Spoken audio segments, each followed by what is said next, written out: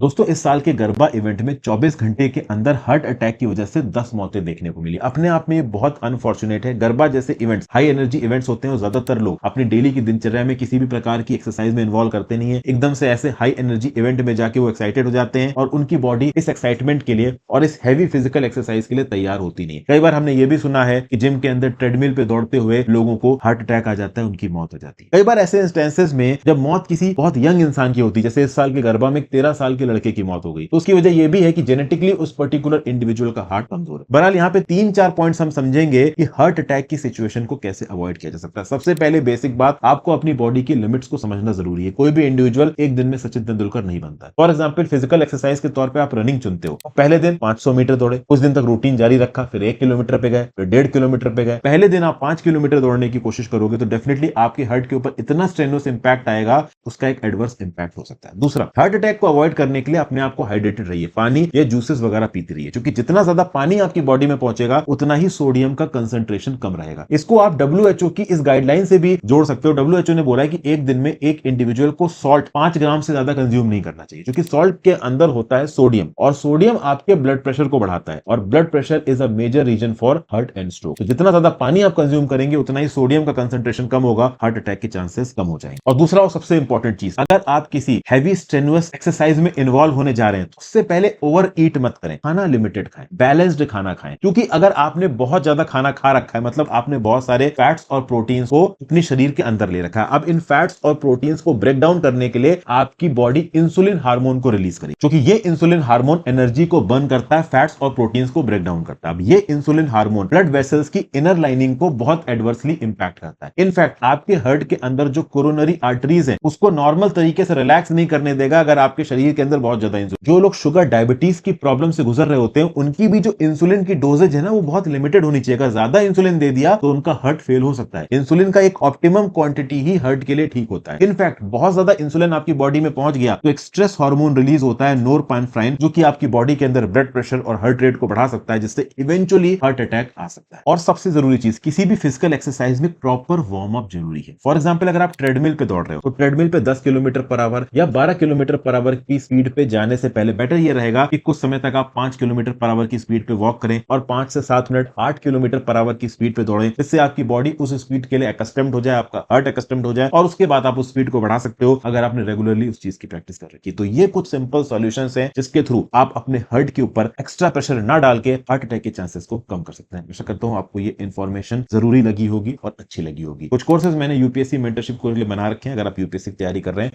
तो आप उनको चेकआउट कर सकते हैं www.harshitdwedi.com पे।